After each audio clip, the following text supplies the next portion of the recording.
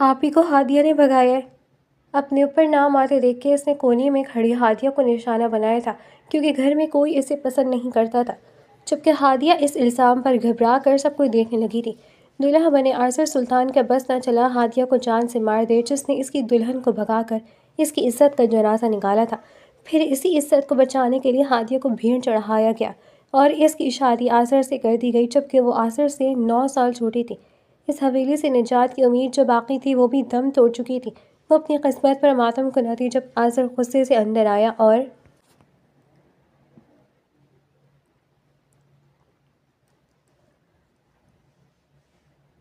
یہ دروازہ کیوں بند ہے اور ماہنور کہاں ہے؟ حویلی کے زنان خانے میں یہ چیخ نما آواز دلہن کی ماں بیگم جہاں کی تھی، جنہوں نے ابھی ابھی اپنی بڑی بیٹی کے کمرے کا دروازہ پیٹنا شروع کیا تھا۔ باہر مہمانوں کا ہجوم تھا، شہنائیوں کی گونج تھی اور اندر ایک قیامت خیز سناٹا پھیلا ہوا تھا۔ امی آپ ہی اندر نہیں ہیں، چھوٹی بہن ندا نے گھبرائی ہوئی آواز میں کہا، جس کا رنگ زرد پڑ چکا تھا۔ کیا بکواس کر رہی ہو؟ ابھی تو اسے تیار کر کے بٹھایا تھا، پارلر والی لڑکی ابھی نکلی ہے، وہ کہاں جا سکتی ہے؟ بیگم جہاں کا دل زور زور سے دھڑکنے لگا۔ ایک انجانا خوف ان کی رگوں میں سرایت کر گیا۔ تبھی دروازہ دھکے سے کھلا، لیکن اندر سے کوئی نہیں نکلا۔ کمرہ خالی تھا، دلہن کی مصری پر سرخ جوڑا بکھرا پڑا تھا، زیورات کی ڈبیاں کھلی تھیں، لیکن وہ وجود غائب تھا جسے آج عاصر سلطان کی دلہن بننا تھا۔ کمرے میں موجود چند قریبی خواتین کے منہ سے سسکیاں نکل گئیں، بات پلک جھپکتے ہی آنکھ کی طرف پھیل گئی۔ سلطان حویلی کی عزت ماہنور سلطان عین شادی کے وقت غائب تھی۔ ڈھونڈو، پورے گھر میں دیکھو، شاید واش روم میں ہو یا شاید چھت پر ہو۔ تائی امی چلائی، لیکن سب جانتے تھے کہ یہ محض دل کی تسلیاں ہیں۔ تبھی وہاں عاصر سلطان داخل ہوا، شیروانی میں ملبوس، کثرتی بدن، آنکھوں میں ایسی تیزی کہ کوئی آنکھ نہ ملا سکے۔ اس کے پیچھے اس کے والد اور تایا بھی تھے۔ کیا تماشا ہے یہ؟ رخصتی کا وقت ہو رہا ہے اور دلہن تیار نہیں؟ عاصر کی بھاری آواز نے کمرے میں موجود ہر عورت کا دل دہلا دیا۔ بیگم جہاں روتے ہوئے عاصر کے قدموں میں بیٹھ گئیں۔ عاصر بیٹا غضب ہو گیا، لٹ گئے ہیں، ماہنور کمرے میں نہیں ہے۔ عاصر کی پیشانی پر بل پڑ گئے۔ کیا مطلب کمرے میں نہیں ہے؟ اس سے پہلے کہ کوئی جواب دیتا، کونے میں کھڑی ندا، جس کی نظریں مسلسل ادھر ادھر بھٹک رہی تھیں، اچانک آگے بڑھی۔ اسے اپنی جان بچانی تھی۔ اسے پتہ تھا کہ اگر کسی پر الزام نہ لگایا تو شک کی سوئی اس پر بھی آ سکتی ہے، کیونکہ وہ دلہن کے سب سے قریب تھی۔ اس کی نظریں کمرے کے آخری کونے میں سمٹی ہوئی ہادیہ پر پڑی، جو سہمی ہوئی کھڑی تھی۔ ندا نے چیخ کر انگلی اٹھائی، آپ ہی کو ہادیہ نے بھگایا ہے۔ کمرے میں موت کا سا سکوت چھا گیا۔ سب کی نظریں اس کونے میں اڑ گئی جہاں ہادیہ موجود تھی۔ 17 سالہ ہادیہ، یتیم، بے سہارا، جسے اس گھر میں ویسے بھی کوئی پسند نہیں کرتا تھا۔ اس کا وجود اس حویلی میں ایک بوجھ سے زیادہ کچھ نہ تھا۔ ہادیہ کا دل اچھل کر حلق میں آ گیا۔ اس نے بڑی بڑی آنکھوں سے ندا کو دیکھا۔ نہیں، میں نے نہیں، میں تو کچن میں تھی، مجھے تو پتہ بھی نہیں۔ جھوٹ مت بولو، ندا نے چلا کر اس کی بات کاٹی۔ میں نے خود دیکھا تھا تمہیں شام کو آپ ہی کے کان میں خسر پھسر کرتے ہوئے۔ تم نہیں انہیں پچھلے دروازے کی چابی دی ہے، تم چلتی تھی آپ ہی سے، تم نہیں چاہتی تھی کہ ان کی شادی عاصر بھائی سے ہو۔ یہ ایک ایسا تیر تھا جو سیدھا نشانے پر لگا۔ عاصر سلطان جو پہلے غصے سے کھول رہا تھا، یہ سن کر ایک زخمی شیر کی طرح ہادیہ کی طرف لپکا۔ ہادیہ دیوار کے ساتھ چپک گئی۔ اس کے پاس صفائی دینے کے لیے الفاظ نہیں تھے۔ وہ تو خود حیران تھی کہ ماہنور آپ ہی کہاں گئی۔ عاصر نے ہادیہ کو بازو کو اتنی زور سے جکڑا کہ اسے اپنی ہڈی چڑکتی ہوئی محسوس ہوئی۔ بتاؤ کہاں ہے وہ، کس کے ساتھ گئی ہے؟ عاصر کی دھار سے کھڑکیوں کے شیشے لرز گئے۔ خدا کی قسم عاصر بھائی، مجھے نہیں معلوم، میں نے کچھ نہیں کیا، میرا یقین کریں۔ ہادیہ رو پڑی۔ اس کے آنسو گالوں پر بہنے لگے۔ وہ درد سے کرہا رہی تھی، لیکن عاصر کی آنکھوں میں خون اتر آیا تھا۔ اس منحوس لڑکی کو تو میں نے پہلے ہی کہا تھا کہ شادی کے کاموں سے دور رکھو۔ تائی اماں نے بھی چلتی پر تیل چھڑکا۔ یہ ہے ہی منحوس، پہلے اپنے ماں باپ کو کھا گئی، اب ہماری عزت کھا گئی، میرا یقین کرے۔ ہادیہ ہچکوں کے درمیان بولی۔ چپ! عاصر نے اسے جھٹکا دے کر زمین پر گرایا۔ اگر ماہنور نہ ملی تو میں تمہیں زندہ گاڑ دوں گا ہادیہ، تم نہیں جانتی تم نے کس کی عزت پر ہاتھ ڈالا ہے۔ باہر سے ملازم دوڑا ہوا آیا۔ سرکار، بڑے سرکار صاحب پوچھ رہے ہیں کہ بارات کو کھانا کھلائیں یا واپس بھیجیں، مہمان باتیں بنا رہے ہیں۔ یہ وہ لمحہ تھا جب حویلی کے بڑوں کو اپنی پگڑیاں پیروں میں رلتی محسوس ہوئیں۔ عاصر کے والد جہانگیر سلطان آگے بڑھے۔ ان کا چہرہ سوار تھا، لیکن آنکھوں میں فیصلہ کن سختی تھی۔ بارات واپس نہیں جائے گی۔ انہوں نے حتمی لہجے میں کہا۔ لیکن بھائی صاحب، دلہن تو بھاگ گئی، اب کیا کریں گے؟ کس کا نکاح پڑھوائیں گے آذر کے ساتھ؟ بیگم جہاں نے سر پیٹتے ہوئے کہا۔ جہانگیر سلطان کی نظریں زمین پر گری ہوئی روتی ہوئی ہادیہ پر ٹک گئی۔ پھر انہوں نے آذر کو دیکھا۔ آذر، تمہارا نکاح ابھی ہوگا اور اسی وقت ہوگا۔ آذر نے حیرت سے باپ کو دیکھا۔ کس سے بابا؟ جہانگیر سلطان نے انگلی سے ہادیہ کی طرف اشارہ کیا۔ اس سے۔ کمرے میں موجود ہر شخص کو سانپ سونکھ گیا۔ ہادیہ نے سر اٹھا کر اپنے تایا کو دیکھا۔ اسے اپنے کانوں پر یقین نہیں آیا۔ وہ آذر سلطان، جو اس سے 9 سال بڑا تھا، جو اسے گھر کی ملازمت سے زیادہ کچھ نہیں سمجھتا تھا اور جو ابھی اسے جان سے مارنے کی دھمکیاں دے رہا تھا، اس کے ساتھ نکاح۔ بابا، آپ ہوش میں تو ہیں؟ اس لڑکی سے جس نے میری عزت مٹی میں ملائی۔ آذر نے نفرت سے ہادیہ کو دیکھا۔ ہاں، جہانگیر سلطان گرجے، کیونکہ عزت کا بدلہ عزت ہے۔ اس نے ہماری بیٹی بھگائی ہے، اب یہ خود اس گھر کی عزت بچائے گی۔ باہر دنیا والوں کو ہم یہ نہیں کہہ سکتے کہ دلہن بھاگ گئی ہے، ہم کہیں گے کہ ماہنور کی طبیعت بگڑ گئی تھی، اس لیے چھوٹی بیٹی کا نکاح کر دیا۔ لوگ باتیں بنائیں گے لیکن ہماری پگڑی بچ جائے گی۔ نہیں تایا، با خدا کے لیے۔ ہادیہ نے تڑپ کر ان کے پاؤں پکڑ لیے۔ میرے ساتھ ایسا ظلم مت کریں، میں نے کچھ نہیں کیا، میں آذر بھائی سے شادی نہیں کر سکتی، وہ مجھے مار دیں گے۔ اٹھاؤ اسے، تائی اماں نے حکم دیا۔ اسے تیار کرو، جو جوڑا ماہنور کے لیے تھا وہی اسے پہناؤ، زیور بھی وہی پہناؤ، 10 منٹ میں نکاح خواہ کے سامنے ہونا چاہیے اسے۔ ہادیہ چیختی رہی، روتی رہی، قسمیں کھاتی رہی، لیکن وہاں پتھر کے بت کھڑے تھے۔ بیگم جہاں، جو اپنی بیٹی کے بھاگنے پر غمزدہ تھی، اب اپنی عزت بچانے کے لیے ہادیہ کی قربانی دینے پر راضی ہو گئی۔ انہوں نے اور ندا نے مل کر ہادیہ کو زبردستی کھڑا کیا۔ اس کے بعد کا 1 گھنٹہ ہادیہ کے لیے کسی ڈراؤنے خواب کی طرح تھا۔ اسے گھسیٹ کر ڈریسنگ روم میں لے جایا گیا۔ اس کے آنسو پوچھ کر زبردستی بھاری بھرکم میک اپ کے تہہ تھوپی تھی۔ وہ سرخ جوڑا جو ماہنور کے لیے سلوایا گیا تھا، ہادیہ کے دبلے پتلے جسم پر ڈھیلا تھا، جسے سیفٹی پنوں سے ٹائٹ کیا گیا تھا۔ بھاری زیورات کا بوجھ اس کی گردن کو جھکائے دے رہا تھا۔ وہ آئینے میں خود کو دیکھ رہی تھی، لیکن اسے اپنی شکل نہیں، اپنی بربادی نظر آ رہی تھی۔ وہ ہادیہ جو ابھی کل تک سوچتی تھی کہ وہ پڑھ لکھ کر اس حویلی کے ماحول سے نکل جائے گی، آج اسی حویلی کی زنجیروں میں ہمیشہ کے لیے قید ہو جانے جا رہی تھی۔ نکاح کا منظر دھندلا سا تھا۔ اسے دیوار خانے میں لایا گیا۔ آذر سلطان وہاں پہلے سے موجود تھا۔ اس کا چہرہ پتھر کا بنا ہوا تھا اور آنکھیں سرخ انگاروں جیسی۔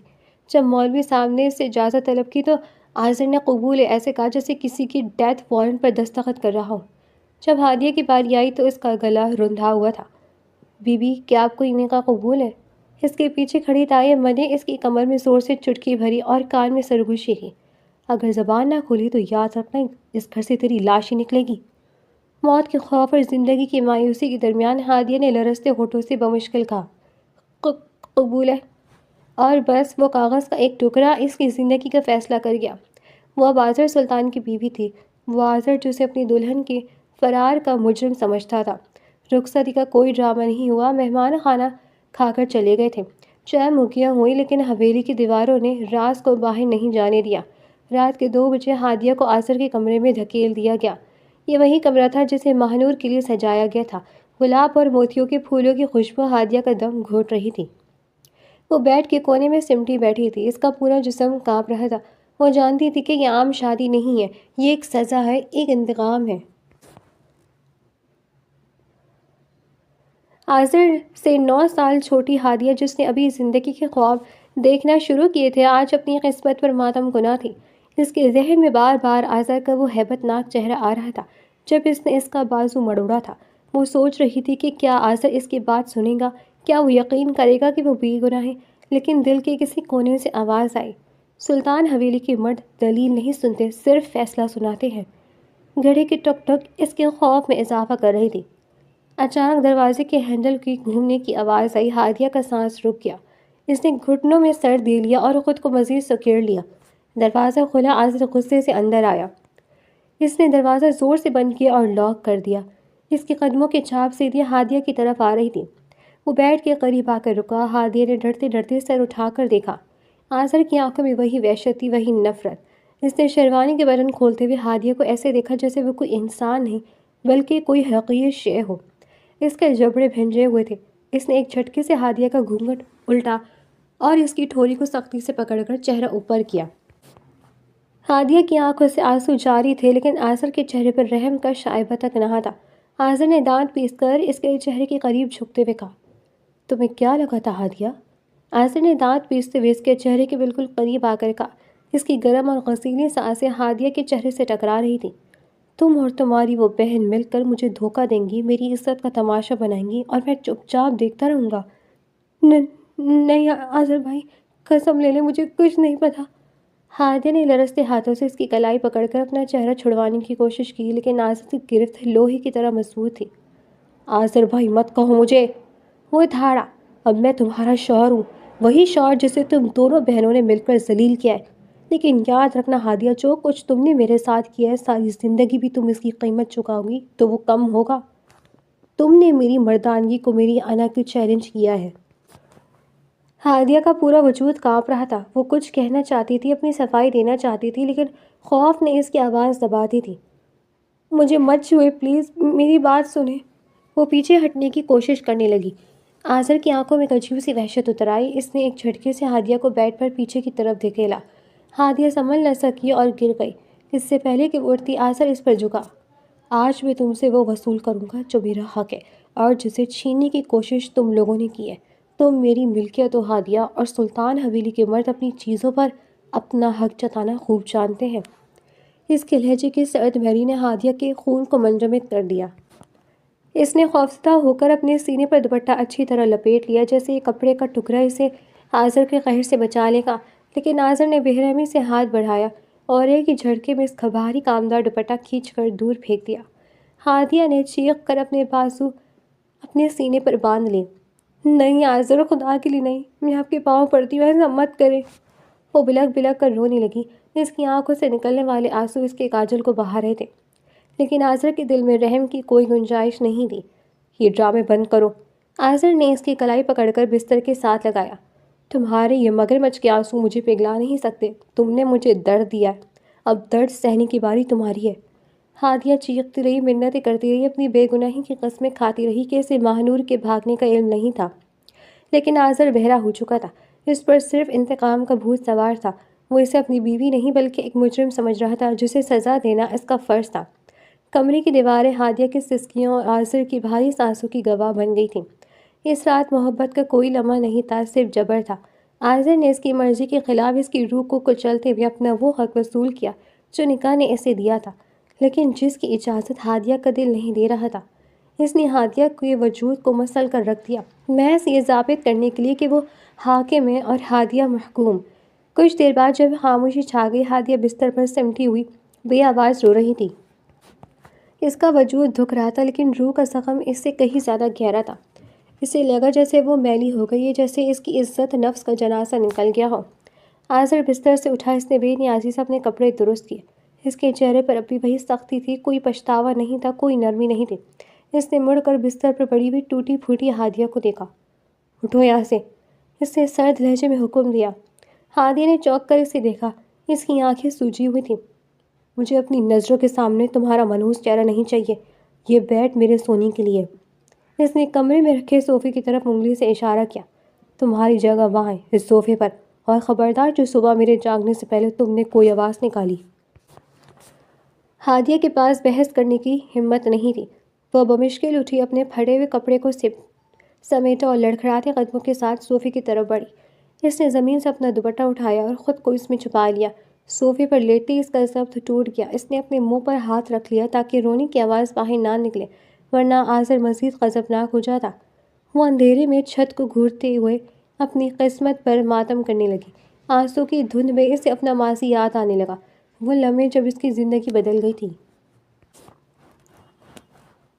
یہ 10 سال پرانی بات تھی جب 8 سالہ ہادیہ پہلی بار سلطان حویلی کے اس بڑے سے پھٹک سے اندر داخل ہوئی تھی۔ اس کا ننھا سا ہاتھ اپنے ماموں جہانگیر سلطان کے ہاتھ میں تھا، لیکن اس کی آنکھوں میں پیچھے موڑ موڑ کر اس ایمبولینس کو دیکھ رہی تھی جس میں اس کی ماں کی میت آئی تھی۔ ہادیہ کی ماں جہانگیر سلطان کی بہن تھی، جنہوں نے گھر سے بھاگ کر شادی کی تھی، لیکن شوہر کی وفات کے بعد وہ تنہا رہ گئی، اور پھر بیماری نے انہیں بھی ہادیہ سے چھین لیا۔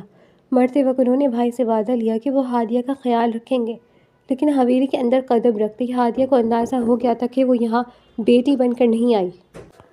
یہ ہے وہ لڑکی، بیگم جہاں نے اسے حقارت سے اوپر سے نیچے تک دیکھا تھا۔ ماں نے تو نام ڈبو ہی دیا، ابھی مصیبت بھی ہمارے سر آ گئی۔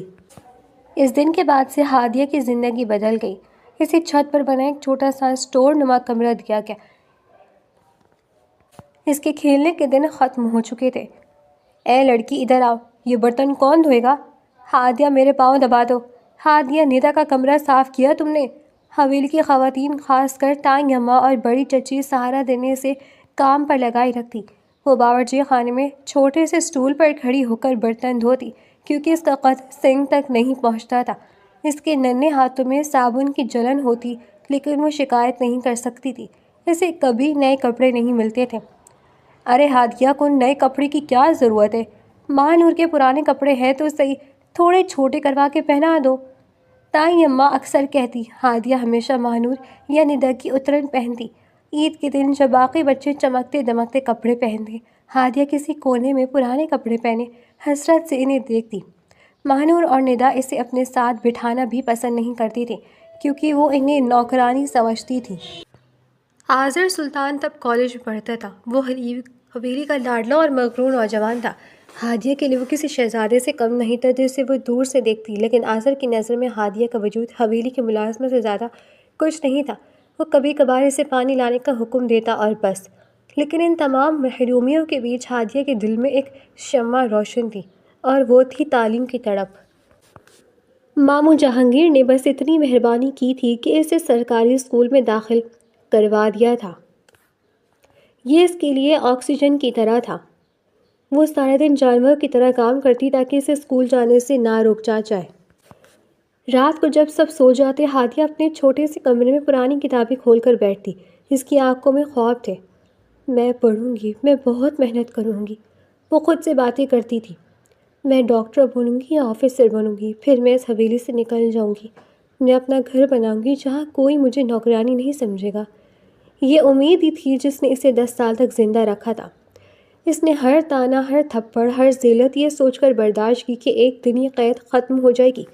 اس کے میٹرک میں پورے بورڈ میں بہترین نمبر آئے تھے، لیکن گھر میں کسی نے مبارکباد تک نہیں دی تھی سوائے بوڑھے خانزامہ کے۔ ابھی کل ہی تب وہ سوچ رہی تھی کہ FSC کے بعد وہ یونیورسٹی جائے گی، ہاسٹل میں رہے گی اور اس قید سے آزاد ہو جائے گی۔ صوفے پر لیٹی ہادیہ نے ایک لمبی دردناک آہ بھری۔ وہ خواب، وہ آذر کی امید، وہ پڑھائی کا جنون، سب کچھ آج رات اس کمرے میں دم توڑ چکا تھا۔ اس نے آنکھیں کھول کر نیم تاریک کمرے میں بیڈ پر سوئے ہوئے آذر کو دیکھا۔ وہی آذر جسے اس گھر کے لوگ دیوتا مانتے تھے، آج ہادیہ کے لیے وہ جلاد بن چکا تھا۔ کیوں؟ اس کے دل سے فریاد نکلی۔ میرا کیا قصور تھا؟ ماں نور آپ ہی بھاگی، ندا نے جھوٹ بولا اور سزا مجھے ملی۔ اسے شدت سے احساس ہوا کہ اب وہ اس حویلی سے کبھی نہیں نکل سکے گی۔ اس کے گلے میں مسز آذر سلطان کا پٹا ڈال دیا گیا تھا۔ وہ ڈگری جو اسے آزادی دلانے والی تھی، اب اس کی جگہ نکاح نامے نے لے لی تھی جو اس کی بربادی کا پروانہ تھا۔ اس کا جسم دکھ رہا تھا، جگہ جگہ نیل پڑ رہے تھے۔ جہاں آذر نے اسے دبوچا تھا، لیکن اس کی روح کے زخموں سے خون رس رہا تھا۔ وہ ہادیہ جو کبھی نہیں روتی تھی، جو ہر مشکل کا مقابلہ مسکرا کر کرتی تھی، آج اندر سے بالکل ٹوٹ گئی تھی۔ فجر کی اذان کی آواز فضا میں گونجی۔ اللہ اکبر، اللہ اکبر۔ ہادیہ نے کانپتے ہاتھوں سے اپنے آنسو پوچھے۔ ایک نئی صبح ہونے والی تھی، لیکن ہادیہ کی زندگی میں شاید اب ہمیشہ کے لیے رات چھا چکی تھی۔ وہ جانتی تھی کہ جب سورج نکلے گا تو اس کا سامنا صرف آذر سے نہیں بلکہ پوری حویلی سے ہوگا، ان تانوں سے ہوگا جو اب اس کا مقدر تھی۔ وہ اٹھ کر بیٹھ گئی۔ اس نے گھٹنوں میں سر دیا اور سسکی لی۔ یا اللہ مجھے صبر دے یا مجھے موت دے دے۔ کمرے میں سناٹا تھا، صرف اس کی ٹوٹی ہوئی سانسوں کی آواز تھی اور سامنے سویا وہ شخص جس نے ابھی ابھی اس کی زندگی کی کتاب کے سارے ورق پھاڑ دیے تھے۔ نکاح کو 1 مہینہ بیت چکا تھا، لیکن سلطان حویلی کی در و دیوار کے لیے کچھ نہیں بدلتا تھا۔ سورج روز اسی طرح نکلتا، ملازم اسی طرح بھاگ بھاگ کر کام کرتے اور بیگم جہاں کا حکم اسی طرح چلتا۔ اگر کچھ بدلا تھا تو وہ صرف ہادیہ کی زندگی تھی جو جہنم سے بدتر ہو چکی تھی۔ ہادیہ کی حیثیت میں رتی بھر بھی فرق نہیں آیا تھا۔ وہ پہلے یتیم ہادیہ تھی، اب مسز آذر سلطان تھی، لیکن صرف کاغذوں میں۔ عملی طور پر وہ اب بھی وہی ملازمہ تھی جس کے ہاتھوں کی لکیریں برتن مانجنے اور کپڑے دھوتے گھس چکی تھیں۔ صبح صادق کے وقت وہ اٹھتی، پورے گھر کا ناشتہ تیار کرتی، آذر کے کپڑے استری کرتی، اس کے جوتے پالش کرتی، اور ان سب کے بدلے اسے کیا ملتا؟ تائی اماں کی جھڑکیاں، ندا کے طنزیہ جملے اور آذر کی وحشت۔ آذر سلطان نے اسے بیوی نہیں بلکہ اپنی ذاتی جاگیر سمجھ لیا تھا۔ وہ جب چاہتا جیسے چاہتا اس کے وجود کو رون کر رکھ دیتا۔ اس کی آنکھوں میں ہادیہ کے لیے محبت اور دور ہمدردی کبھی شائبہ تک نہ ہوتا۔ وہ صرف اپنا غصہ، اپنی انا کی تسکین اور اپنی توہین کا بدلہ اس کمزور لڑکی سے لیتا تھا۔ رات کا پہر ہادیہ کے لیے کسی عذاب سے کم نہ ہوتا۔ وہ صوفے پر سمٹی اپنی زخمی روح کو سمیٹنے کی کوشش کرتی، جبکہ آذر اپنی تسکین کے بعد اسے حقارت سے دیکھ کر سو جاتا۔ ہادیہ اکثر سوچتی کہ کیا اس کی ساری زندگی اسی طرح گزرے گی؟ کیا وہ اسی گھٹن میں مر جائے گی؟ اس دن موسم میں عجیب سی حبس تھی۔ دوپہر کا وقت تھا اور سورج آگ برسا رہا تھا۔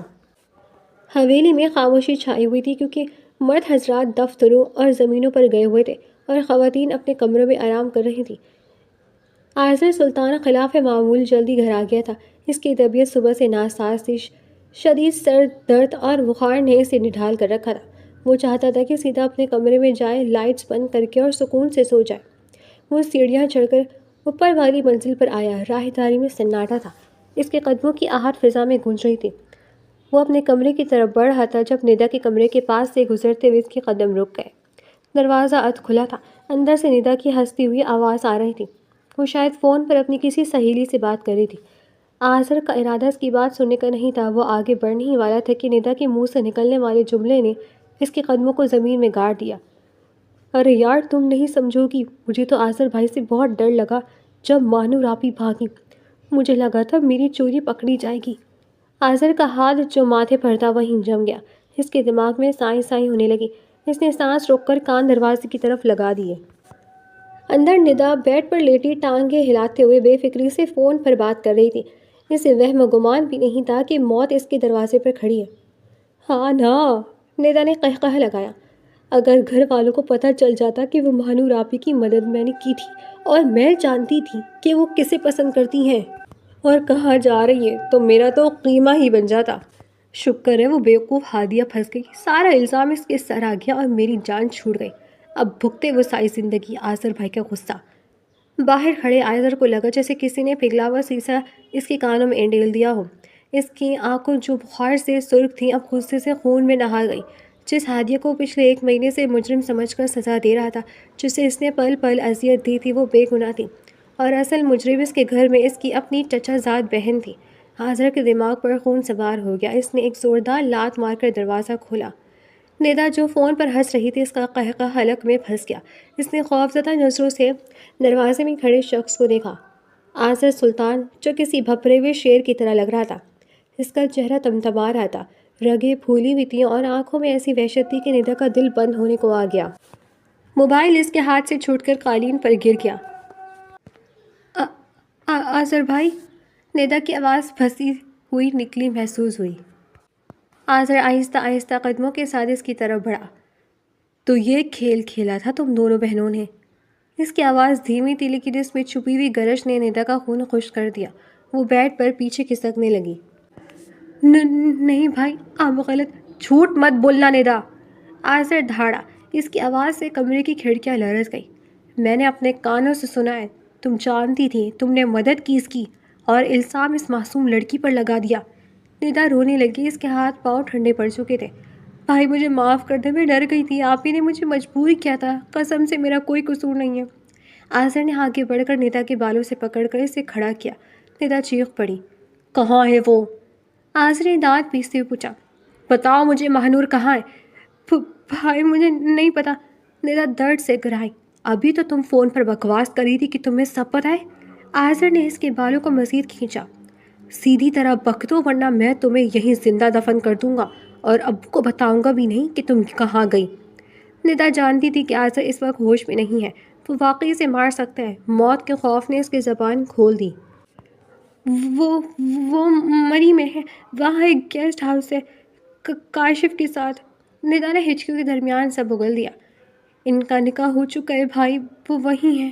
آذر نے جھٹکا دے کر ندا کو بیڈ پر پھینکا۔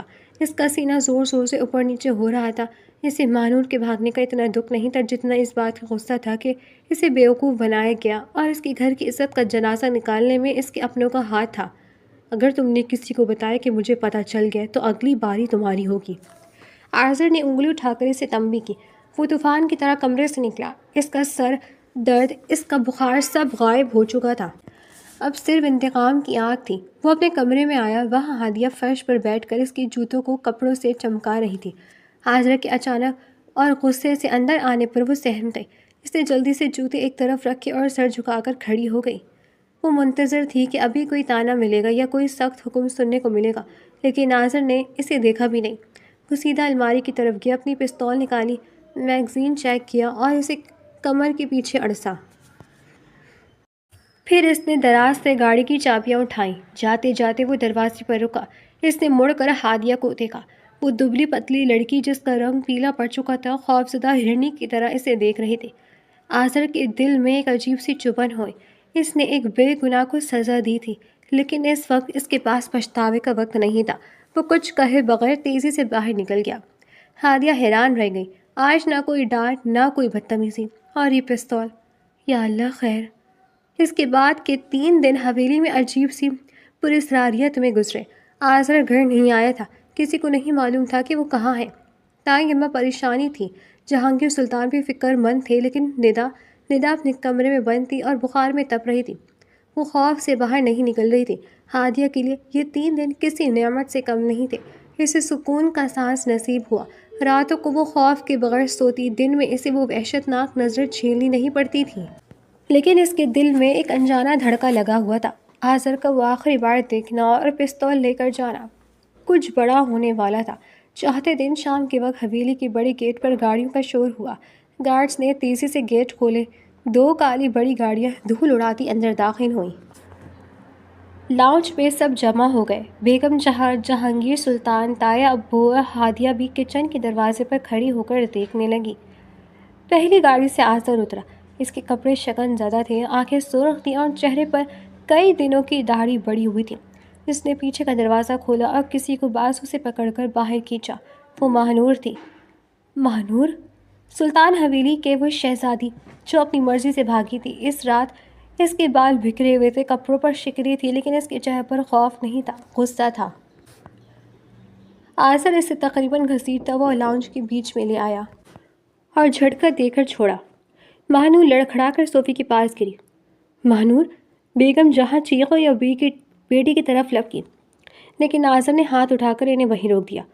کوئی اس کے قریب نہیں جائے گا۔ آذر کی آواز میں ایسی گرج تھی کہ بیگم جہاں وہیں جم گئی۔ اس کے پیچھے آذر کے گارڈز نے ایک اور لڑکے کو پکڑ رکھا تھا جس کے ہاتھ بندھے ہوئے تھے اور چہرے پر مار پیٹ کے نشان تھے۔ وہ کاشف تھا جس کے ساتھ ماہنور بھاگی تھی۔ یہ تھی آپ کی لیڈلی بیٹی کی عزت؟ آذر نے نفرت سے ماہنور کی طرف اشارہ کیا۔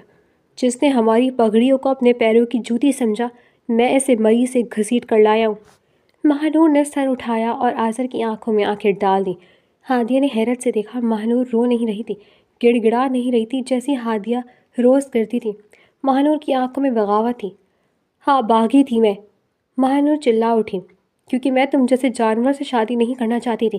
میں تم سے نفرت کرتی ہوں آذر، تم انسان نہیں ہو، تم صرف اپنی انا کے غلام ہو۔ پورے ہال میں سناٹا چھا گیا۔ کسی کی ہمت نہیں تھی کہ آذر سلطان کے منہ پر ایسی بات کہہ سکے۔ تم نے میری زندگی برباد کرنے کی کوشش کی، زبردستی مجھ پر اپنا فیصلہ مسلط کیا۔ ماہنور نے اپنے باپ کی طرف دیکھا۔ بابا، آپ کو میری ذرا بھی پرواہ نہیں تھی، آپ صرف اپنی عزت بچانا چاہتے تھے۔ میں کاشف سے پیار کرتی ہوں، میں نے اس سے نکاح کیا ہے۔ بکواس بند کرو۔ جہانگیر سلطان آگے بڑھے اور ایک زوردار تھپڑ ماہنور کے منہ پر مارا۔ بے حیا لڑکی، تم نے ہمارا سر کاٹ کر رکھ دیا۔ نکاح کیا ہے تم نے اس آوارہ لڑکے سے؟ وہ آوارہ نہیں ہے، ماہنور نے گال پر ہاتھ رکھ کر چیخ کر کہا۔ وہ آذر سے لاکھ درجہ بہتر ہے، کم از کم وہ میری عزت تو کرتا ہے، مجھے اپنی جاگیر تو نہیں سمجھتا۔ آذر نے ایک طنزیہ ہنسی۔ وہ آہستہ آہستہ چلتا ہوا ماہنور کے قریب آیا۔ عزت؟ اس نے حقارت سے کہا۔ عزت تو جنازہ تم نے اسی دن نکال دیا تھا جس دن تم گھر سے نکلی تھی، اور رہی بات اس لڑکے کی۔ آذر نے اشارہ کیا۔ گارڈز نے کاشف کو آگے دھکیلا۔ اس کے ساتھ تم نے نکاح کیا تھا نا، اب اسی سے میں تمہیں طلاق دلواؤں گا اور تمہاری عدت پوری ہونے کے بعد اسی حویلی کے کسی ملازم سے تمہاری شادی کرواؤں گا، تاکہ تمہیں پتہ چلے کہ سلطان خاندان کی نافرمانی کا انجام کیا ہوتا ہے۔ نہیں، مہنور چیخی، تم ایسا نہیں کر سکتے، میں سب کچھ کر سکتا ہوں، آذر نے سرد لہجے میں کہا، کیونکہ میں آذر سلطان ہوں۔ ہادیہ کچن کے دروازے کی اوٹ میں کھڑی یہ سب دیکھ رہی تھی۔ اس کا دل زور زور سے دھڑک رہا تھا۔ مہنور کی واپسی سے ایک بات تو طے تھی کہ سچ سامنے آ چکا تھا، سب کو پتہ چل گیا تھا کہ ہادیہ بے گناہ تھی۔ اچانک آذر کی نظریں گھومتی ہوئی ہادیہ پر پڑی۔ ہادیہ سہم گئی، لیکن اس بار آذر کی آنکھوں میں وہ درندگی نہیں تھی۔ ایک پل کے لیے اس کی نظروں میں ایک عجیب سا خلا تھا، جیسے وہ کچھ سمجھنے کی کوشش کر رہا ہو، لیکن پھر وہ مڑا اور گارڈز کو حکم دیا، اس لڑکے کو پولیس کے حوالے کرو، اغوا کا پرچہ کٹواؤ اور مہنور کو اس کے کمرے میں بند کرو، باہر پہرا لگا دو، اگر اس نے خودکشی کی بھی کوشش کی تو ذمہ دار تم سب ہوگے۔ مہنور چیختی چلاتی رہی، گالیاں دیتی رہی، لیکن اسے زبردستی کمرے میں لے جایا گیا۔ بیگم جہاں روتی ہوئے صوفے پر ڈھہ گئیں۔ آذر نے تھکے ہوئے انداز میں اپنی گردن کی ہڈی چٹکائی۔ اس نے اپنے والد کو دیکھا۔ اب وہ آپ کی عزت واپس آ گئی ہے، اب اس کا کیا کرنا ہے یہ آپ جانیں اور آپ کا کام، میں تھک چکا ہوں۔ وہ مڑ کر سیڑھیوں کی طرف بڑھا۔ ہادیہ جلدی سے پیچھے ہٹ گئی۔ آذر اس کے قریب سے گزرا، اس کے جسم سے پسینے اور سگریٹ کی بو آ رہی تھی۔ ہادیہ کو لگا کہ وہ رک جائے گا، شاید کچھ کہے گا، شاید معافی مانگے گا، یا شاید اسے اپنی غلطی کا احساس ہوگا کہ اس نے ایک بے گناہ کو کتنا ستایا، لیکن آذر نہیں رکا۔ وہ سر جھکائے خاموشی سے اپنے کمرے کی طرف بڑھ گیا۔ ہادیہ وہیں کھڑی رہ گئی، اس کی آنکھوں میں آنسو آ گئے۔ میری بے گناہی ثابت ہو کر بھی کیا فائدہ؟ اس نے سوچا، میں تو پھر بھی قیدی ہوں، پہلے مہنور کے گناہ کی سزا کاٹ رہی تھی، اب شاید اس کی واپسی کے طوفان کا نشانہ بنوں گی۔ لیکن اسے یہ نہیں پتا تھا کہ آذر کے دل میں ایک گرہ لگ چکی تھی۔ ندا کی باتیں اور ہادیہ کی خاموشی آنکھیں اسے اندر ہی اندر کچوے لگا رہی تھیں۔ وہ ظالم ضرور تھا لیکن بے حس نہیں تھا۔ اسے احساس ہو رہا تھا کہ اس نے غصے میں آ کر ہادیہ کے ساتھ جو کیا وہ ظلم تھا۔ رات گئے ہادیہ حسب معمول صوفے پر لیٹنے کی تیاری کر رہی تھی جب باتھ روم کا دروازہ کھولا اور آذر باہر نکلا۔ وہ شاور لے چکا تھا۔ اس نے ہادیہ کو دیکھا جو اپنا دوپٹہ اوڑھ کر صوفے پر سکڑ رہی تھی۔ آذر کچھ دیر اسے دیکھتا رہا، پھر اس نے پہلی بار نرم لہجے میں کچھ کہا، ہادیہ۔ ہادیہ چونک کر کھڑی ہو گئی، اس کا دل حلق میں آ گیا۔ جی آذر بھائی، سوری، جی کہیے۔ وہ گھبرا گئی۔ آذر اس کے قریب آیا۔ ہادیہ پیچھے ہٹی لیکن دیوار آ گئی۔ آذر نے اس کے چہرے کو غور سے دیکھا۔ اس کی آنکھوں کے نیچے ہلکے پڑ چکے تھے اور چہرہ کمزور ہو گیا تھا۔ آج صوفے پر نہیں، آذر نے نگاہیں چرا کر کہا، آج تم بیڈ پر سو جاؤ۔ ہادیہ کو اپنے کانوں پر یقین نہیں آیا۔ اس نے سوالیہ نظروں سے اسے دیکھا۔ اور آپ؟ وہ بمشکل بولی، میں اسٹڈی روم میں جا رہا ہوں، مجھے کچھ کام ہے۔ آذر یہ کہہ کر مڑا اور کمرے سے نکل گیا۔ ہادیہ حیدر کے سمندر میں ڈوب گئی۔ یہ پہلی رات تھی جب آذر نے اسے کوئی تکلیف نہیں دی تھی، بلکہ اپنا بستر اس کے لیے چھوڑ دیا تھا۔ کیا یہ پچھتاوا تھا، یہ طوفان سے پہلے کی خاموشی؟ مہنور کی واپسی نے حویلی کی سیاست اور آذر کے رویے میں ایک ہلچل مچا دی تھی۔ اب دیکھنا یہ تھا کہ نفرت اور انتقام کی آگ ہادیہ کا گھر جلاتی ہے یا اسے روشنی دیتی ہے۔ وقت بہت بڑا مرہم ہے اور کبھی کبھی بہت بڑا استاد بھی۔ سلطان حویلی کی اونچی دیواروں نے پچھلے 6 مہینوں میں بہت کچھ بدلتے دیکھا تھا۔ موسم بدل گئے تھے، رویے بدل گئے تھے اور سب سے بڑھ کر تقدیریں بدل گئی تھیں۔ حویلی کے ایک حصے میں جہاں کبھی قہقہے گونجتے تھے، اب وہاں صرف چیخوں کی آوازیں آتی تھیں۔ یہ مہنور کا کمرہ تھا، وہ مہنور جو کبھی اس گھر کی رونق تھی، اب اس گھر کا عبرت ناک باپ بن چکی تھی۔ شام کا وقت تھا، ہادیہ کچن میں چائے بنا رہی تھی۔ اس کے انداز میں اب وہ پہلے والی گھبراہٹ نہیں تھی۔ اس نے ایک نفیس سوٹ پہن رکھا تھا، ہاتھوں میں سونے کی ہلکی چوڑیاں کھنک رہی تھیں جو پچھلے ہفتے ہی آذر اس کے لیے لایا تھا۔ بیوی جی رہنے دیں، میں بنا لیتی ہوں، ملازمہ نے بھاگ کر کہا۔ ہادیہ مسکرائی، کوئی بات نہیں سغرا آپا، آذر کو میرے ہاتھ کی چائے پسند ہے، میں خود بناؤں گی۔ یہ وہ تبدیلی تھی جو آہستہ آہستہ آئی تھی۔ آذر سلطان جس نے اپنی شادی کی پہلی رات ہادیہ کی عزت نفس کو کچل دیا تھا، پچھلے چند مہینوں میں اپنی پیشمانی کی آگ میں چل کر کندھن بن چکا تھا۔ جب اسے ندا اور مہنور کی سازش کا علم ہوا اور جب اس نے ہادیہ کے خاموشی صبر کو دیکھا تو اس کا دل پگھلتا گیا۔ اسے احساس ہو گیا تھا کہ جس نے اسے حقیر سمجھا وہی دراصل سب سے زیادہ باوقار تھی۔ ہادیہ ٹرے لے کر کمرے میں آئی۔ آذر صوفے پر بیٹھا لیپ ٹاپ پر کچھ کام کر رہا تھا۔ ہادیہ کو دیکھتے اس نے لیپ ٹاپ بند کر دیا اور مسکرا کر اسے دیکھا۔ تمہیں منع کیا تھا نا کہ کام مت کیا کرو، ملازم کس لیے ہے؟ آذر نے نرمی سے کہا اور ٹرے اس کے ہاتھ سے لے کر میز پر رکھی۔ چائے بنانا کوئی کام تھوڑی ہے، یہ تو محبت ہے۔ ہادیہ نے شرماتے ہوئے نظر جھکا لی۔ اب اسے آذر سے ڈر نہیں لگتا تھا بلکہ ایک انمٹ محبت محسوس ہوتی تھی۔ آذر نے اپنے رویے سے اس کے دل سے ہر خوف نکال دیا تھا۔ آذر نے اس کا ہاتھ پکڑ کر اسے اپنے پاس صوفے پر بٹھایا۔ اس کی آنکھوں میں اب وحشت نہیں، صرف پیار اور ایک گہرا پچھتاوا تھا۔ ہادیہ، آذر نے اس کے ہاتھ کو اپنے دونوں ہاتھوں میں تھام لیا۔ مجھے کبھی کبھی یقین نہیں آتا کہ تم نے مجھے معاف کر دیا۔ میں نے تمہارے ساتھ… ہادیہ نے فوراً اس کے ہونٹوں پر انگلی رکھ دی۔ بس پرانی باتیں نہیں آذر، میں نے کہا تھا نا وہ ایک برا خواب تھا جو گزر گیا۔ اب میں جاگ چکی ہوں اور میری حقیقت بہت خوبصورت ہے۔ آذر نے اس کی انگلی کو چوما۔ تم بہت عظیم ہو ہادیہ، میں شاید ساری زندگی بھی تمہاری اس ظرف کی برابری نہ کر سکوں، لیکن میں کوشش کر رہا ہوں۔ میں وہ ہر خوشی تمہارے قدموں میں لانا چاہتا ہوں جو میں نے تم سے چھینی تھی۔ تبھی باہر راہداری سے چیخنے کی آواز آئی۔ مجھے نکالو یہاں سے، میں پاگل ہو جاؤں گی، دروازہ کھولو۔ اس کے ساتھ ہی کسی چیز کے ٹوٹنے کی زوردار آواز آئی۔ ہادیہ کا چہرہ اداس ہو گیا۔